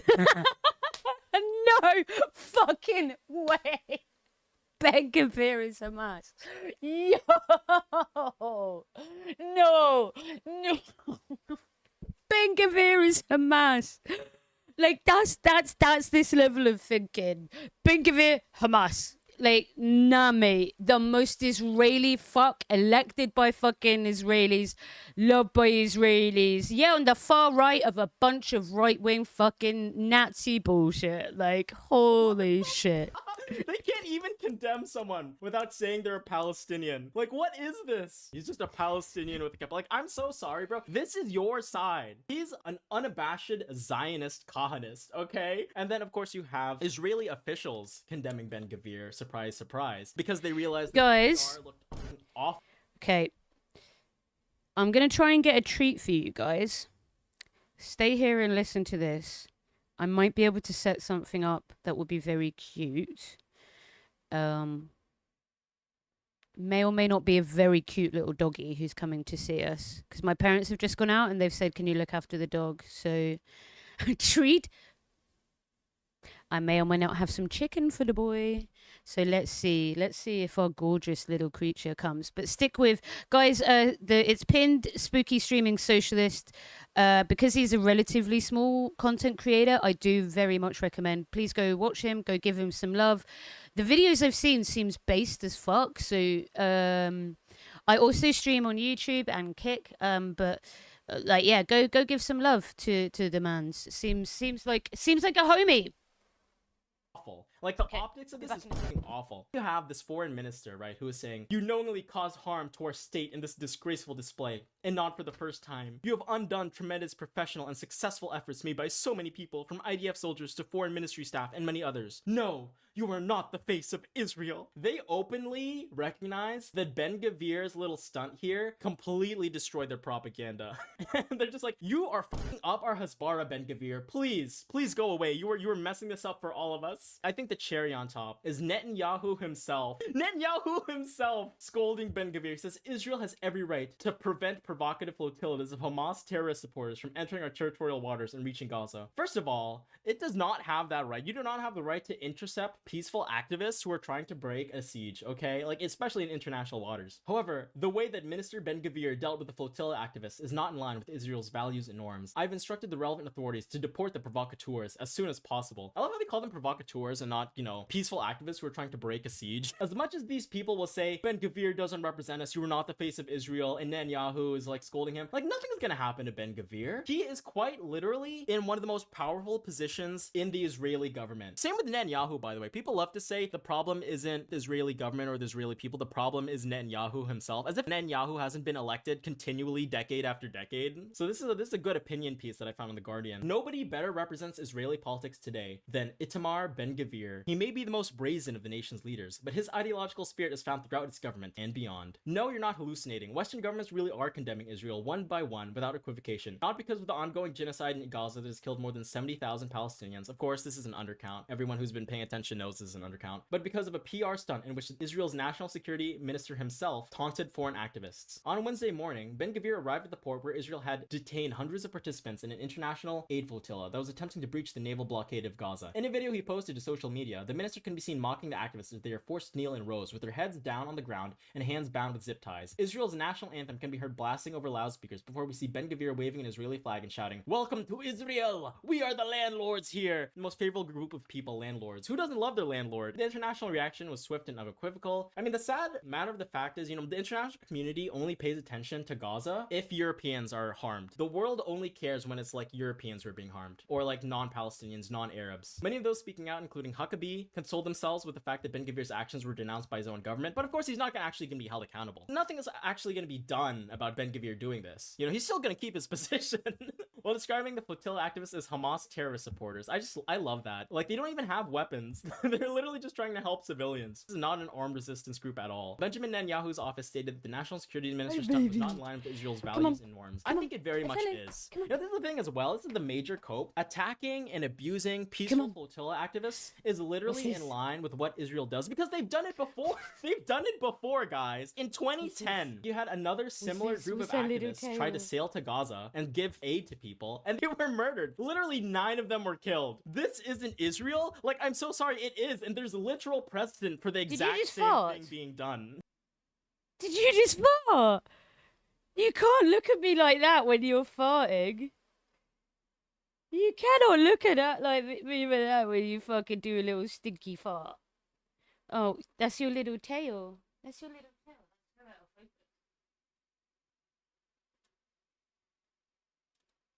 Baby. Baby. Baby. It's so outrageous. There we go.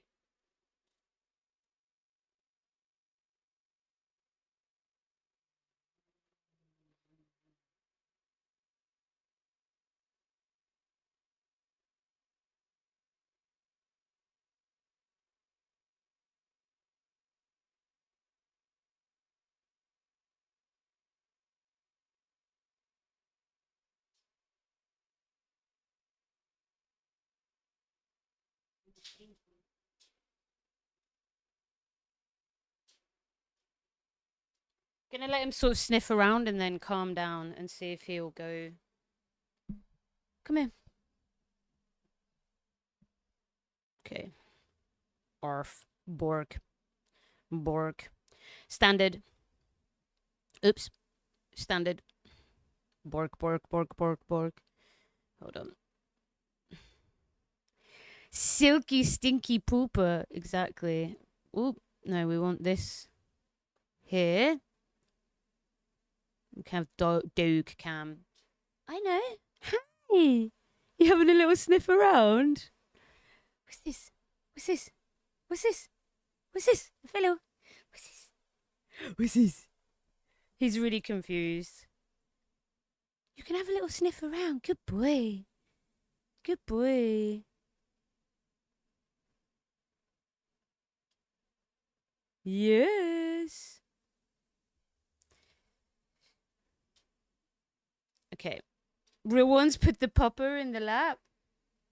He's just staring at me. He's not sure, so I'm gonna give him a second to calm down. What the fuck are we talking about? Not in line with Israel's values and norms? You literally killed flotilla activists before. The only reason they're not doing it now is because there's more international scrutiny on them. In fact, there's no one who more plainly epitomizes today's Israel than Ben-Gvir, and it's high time the international community woke up to that reality. Let's start with the obvious. Far from being a marginal figure in Israeli politics, he's one of the most senior ministers in the government, the National Security Ministry, which was created specifically for him, grants him supreme authority over Israel's regular and militarized police forces, both within and beyond the state's internationally recognized borders. It is in this capacity capacity, he's waged a mass crackdown on the freedom of expression of Palestinian citizens of Israel, distributed 10,000 assault rifles to Jewish Israeli civilians, including West Bank settlers, and worked diligently to upend the decades-old, highly sensitive religious status quo on the Temple Mount/Al-Aqsa compound. He's also in charge of Israel's prison systems, which, in the words of Bet Selem, has become a network of torture camps. He is a Kahanist whose cock party was deemed so extreme that it was banned in Israel in the 1980s. Ben-Gvir has breathed new life into his hero's agenda of expelling Palestinians en masse, whether it be in Gaza, the West Bank, or inside Israel. He has the ability to do so precisely because of the helping hand he received from none other than Benjamin Netanyahu. Ben-Gvir, like, he is literally Israel. This idea that he doesn't represent Israel is nonsensical. Okay? The only reason they're saying this is because he's fucking up their propaganda efforts.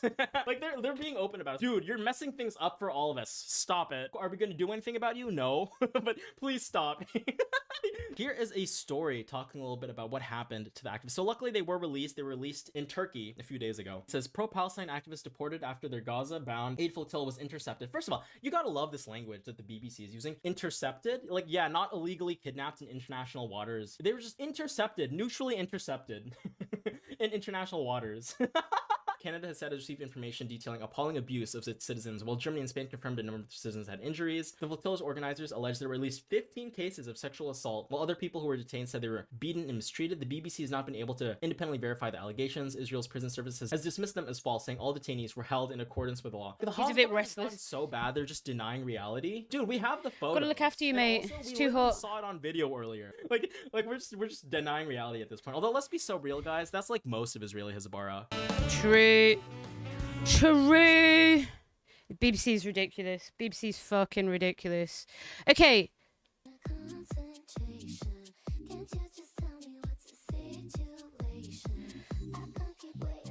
Intercepted. Some of the Palestinians have been mildly hurt or just miraculously died near Israeli bombs. Why you just sat there watching me? Why you just sat there watching me? Are you a bit restless? Come here. Come here. Hello. Good boy. Okay. We're going to look at Cuba. And we're going to do a tale of two healthcare systems.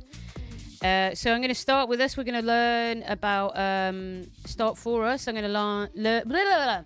Start that again. Me speak English good. Me very good communicator.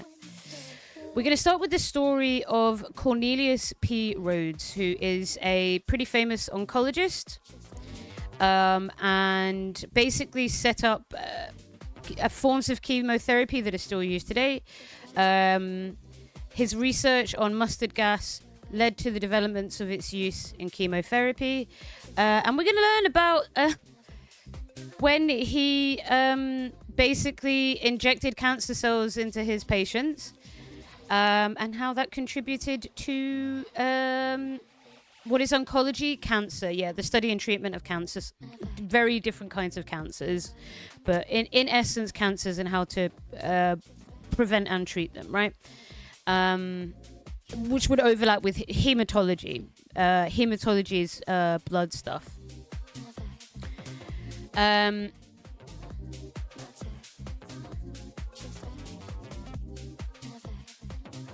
Oh yeah, sorry.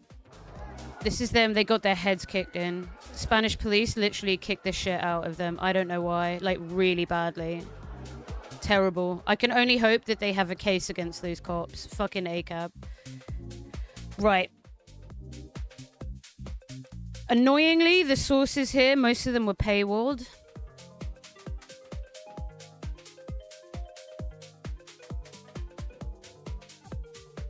So...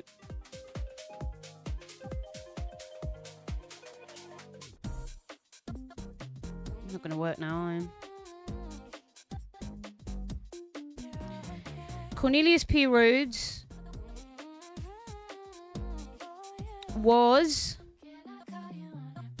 given a bunch of awards for essentially developing treatments to cancer.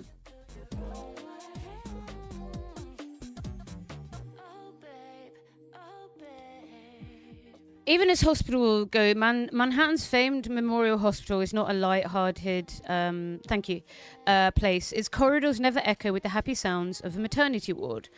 No one is there because of minor ailments or for a good rest. Most of the patients know that their chance of recovery, though somewhat better every year, are poor indeed. Visitors passing through the lobby often look stunned by grief.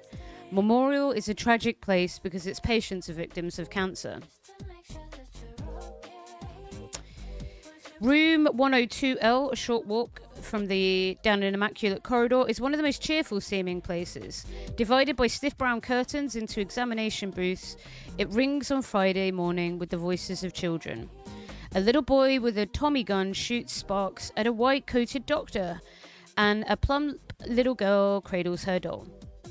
In the corner, a nurse in a starched white uniform peers through a microscope, hi baby, and makes a click-click sound with a small sharp voice machine. She is counting in some of the child's blood the deadly white cells of leukemia, cancer of the blood. Good boy.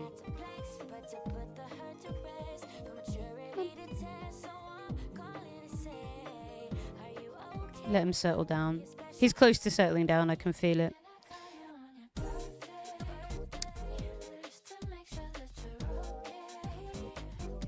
Dr. Cornelius Packard Rhodes. So this is how they spoke about him. Okay?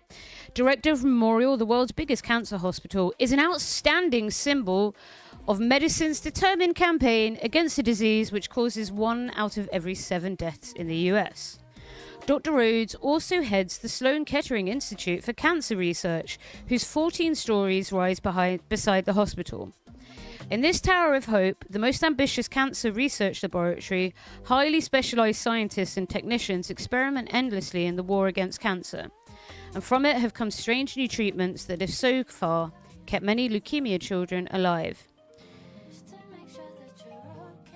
We can help only 25%, and they have remissions only. The disease will recur, perhaps in a more violent form.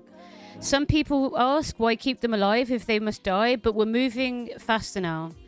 Perhaps before they exhaust their last remission, we'll have something really good, and you'll see how happy they are.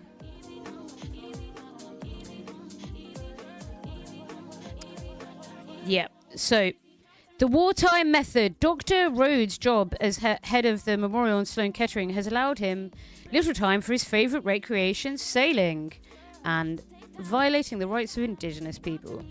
Like most men named Rhodes, he's called Dusty by his friends. Born in Springfield 51 years ago, he graduated from Harvard Medical School in 1924. Yeah, somebody said that earlier, similar to gynecology. He's long been a successful medical scientist, and today he could be mistaken for the go-getting president of a big university. Oh no! Well, you get that. I'm going to show you a drug. That's the sort of drug. I've taken this drug. I literally have taken this drug. It's very hard. It's very, very hard to take. So, yeah, cancer and autoimmune diseases. So mine, it was used to treat an autoimmune disease. For anyone who's interested in the treatments and the evidence for it,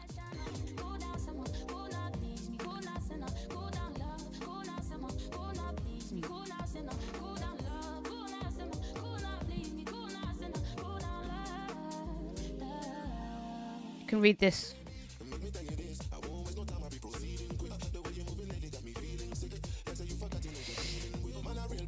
Essentially,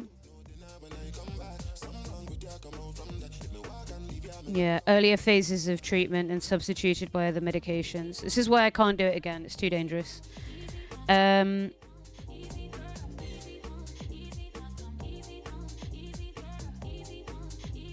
It is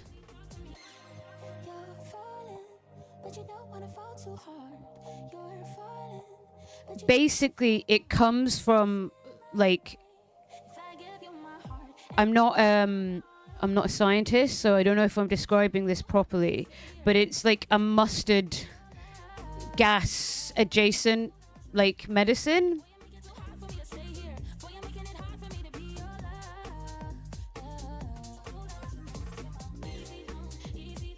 Mechanism of action. Yeah, metabolite phosphoride mustard. It's formed in cells that have cancer cells and immune cells. That's why it's used, and it kills the cells. So it's immunomodulatory and yeah.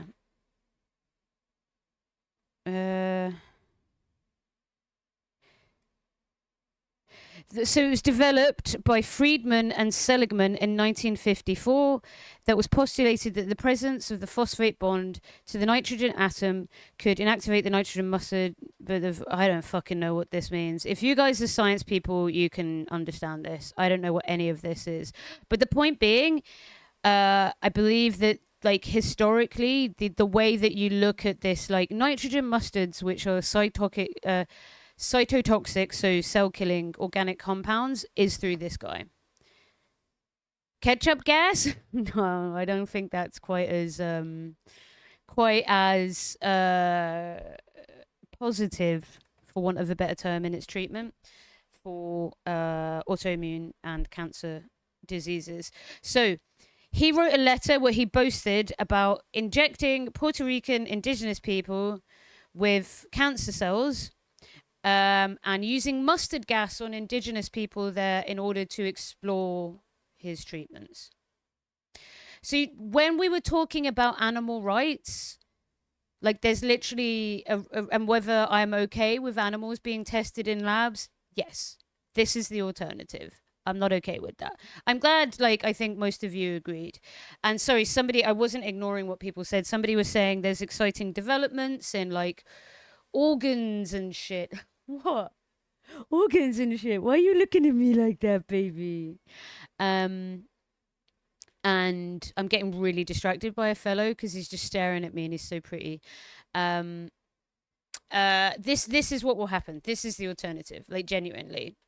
Poor people, which are overwhelmingly people of color and indigenous people, will have their rights violated. Hi, baby. Come here.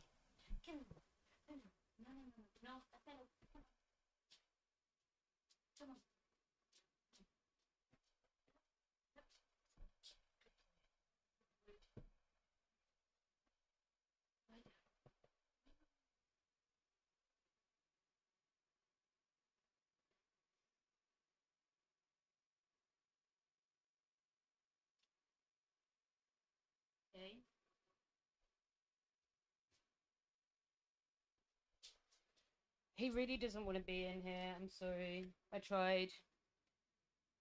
Hold on, let me just like give you a little flash of the cute doggy before I let him out, and then we'll look at this. Yeah, literally, like literally. Hi, baby. Hi, baby. Are you a pretty boy? Are you a pretty boy? Who's a good boy? You're so beautiful. I love you so much. I love you so much. Right. Usually I use that for working out. We get a high train going. I'll let you out in a second, mate. I'll let you out in a second. I really love you more. No, you don't. No, you don't. I love you. I love him the most. He's the best boy, Devon. He's the best boy. Okay. I know. I'm taking you out. I'm taking you out. I swear. Oh my God, you're so pretty. You're so pretty. Right. I wanted to talk about one of the people you focus on in your book as a way to talk about colonialism. Sorry, it's really Cornelius quiet. Rhodes, the doctor, the cancer researcher who went to San Juan, Puerto Rico to study anemia in the 1930s. Tell us what he did there and how he ascended from there. That's right. So Cornelius Rhodes was working for the Rockefeller Institute, and he went to San Juan in the 1930s to research anemia. A lot of Puerto Ricans were suffering from anemia as a result of hookworm. And he took his, he'd been trained in Harvard, but suddenly when he got to San Juan, he became a different kind of doctor. He took his location, being in Puerto Rico, as sort of licensed to do whatever he wanted, however he wanted it. So this is what we have accounts of. First of all, he refused to treat some of his patients just to see what would happen. He tried to induce disease in others, again, to see what would happen by restricting their diets. He referred to his patients, to his colleagues, as experimental animals. And then he wrote a letter. He sat down and he wrote a letter in which he said to a colleague in Boston, he said, you know, Puerto Rico is beautiful. The weather is incredible. I love the islands. However, the problem is with the Puerto Ricans. They're awful. They steal. They're filthy. And the thing to do, really, is to totally exterminate the population. Oh, my God. And then he said, and I started that. I've killed 8 of my patients. So Nazi shit. So fucking Nazi. Why is medicine always fucking Nazi shit, bro? Why is, like, medicine Nazi shit? And I've sought to transplant cancer into 13 more. Hope you're doing well in Boston. Yours sincerely. And just signed up.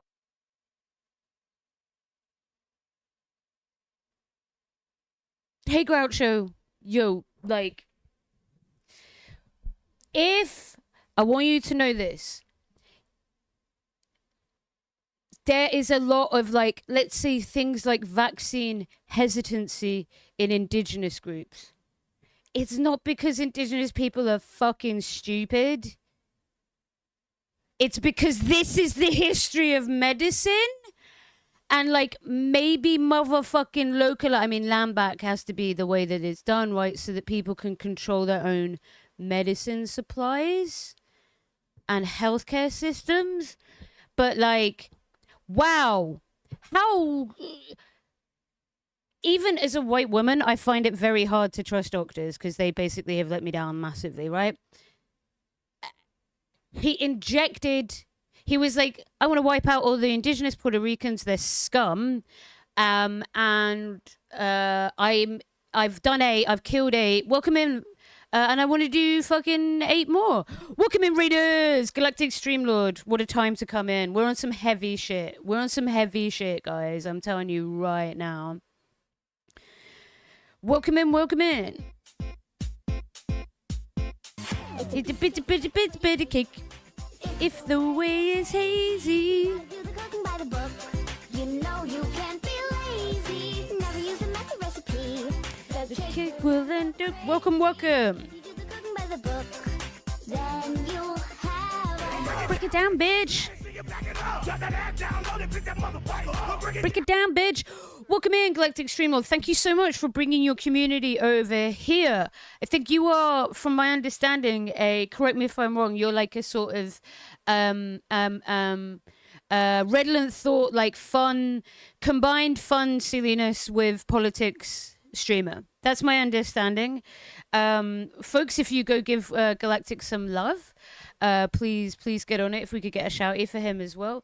Welcome in. I hope your stream was good. Thank you for bringing your community here. My name is Lesbian Hot Sauce. I'm your friendly neighborhood leftist lesbian. We try and combine a bit of brevity with seriousness. We are on a bit of a serious thing right now, just to so you understand the tone. We're exploring Cuba today because I think America gonna fucking invade Cuba and it's real sad. We're basically exploring what I'm calling a tale of two countries, which is how America developed oncology. By the way, it was testing on indigenous people. It's awful, by injecting cancer cells in them, saying they wanted to kill them all. And then what's happening in Cuba, which is not that. Which is not fucking that, bro. Like, starting a country through colonial corporations is basically doomed from the start as morality goes. Basically, yeah. Welcome in. Lovely to have you all as well. And thanks for being here. Okay. I want to start this segment again for the people that have just come in, actually. So we were looking at a guy called Dr. Rhodes, who is a famous oncologist.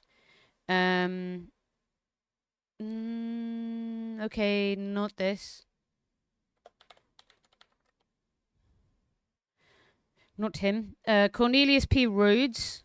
Oh, it's spelled wrong, that's why.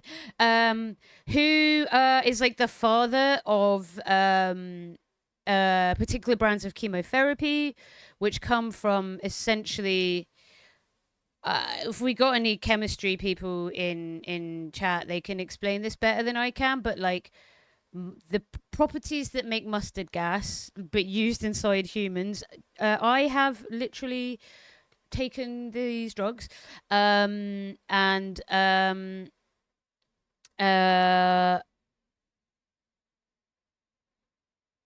yeah, basically.